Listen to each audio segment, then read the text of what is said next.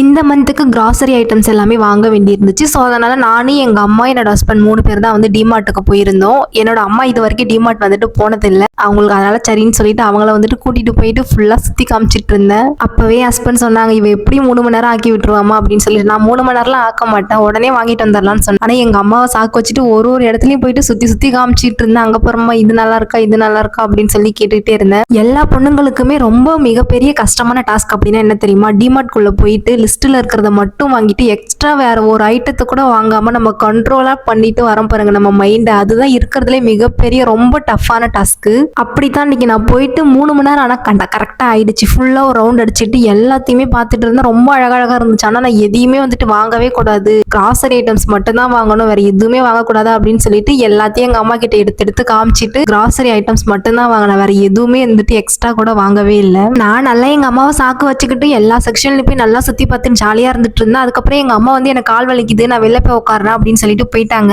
இதுக்கு மேல வந்துட்டு டைம் வேஸ்ட் பண்ண வேணாம், இதுக்கப்புறமாச்சும் கிளம்பிடலாம் அப்படின்னு சொல்லிட்டு பில்லு போட போனா அங்க அவ்வளோ தூரம் லைன் நிக்குது. அதை பார்த்த உடனே பயமாயிருச்சு. ஐயோ இந்த பில்லை போட்டு எப்படா வீட்டுக்கு போறது அப்படின்ற மாதிரி தான் இருந்துச்சு. சண்டே அன்னைக்கு வர போனோமோ அங்க வந்துட்டு செம கூட்டம். ஒரு வழியா பில் எல்லாத்தையும் போட்டு முடிச்சுக்கிட்டு வாங்கின பொருள் எல்லாத்தையும் அள்ளிக்கிட்டு வீட்டுக்கு போறதுக்கே மணி 7:30 கிட்ட ஆயிடுச்சு. செல்ஃப் கண்ட்ரோல்லாம் என்ன, அது எனக்கு வந்துட்டு எவ்வளவு இருக்கு அப்படின்றதெல்லாம் வந்துட்டு எனக்கு டிமார்ட் குள்ள போனாதான் வந்துட்டு புரிய ஆரம்பிக்குது.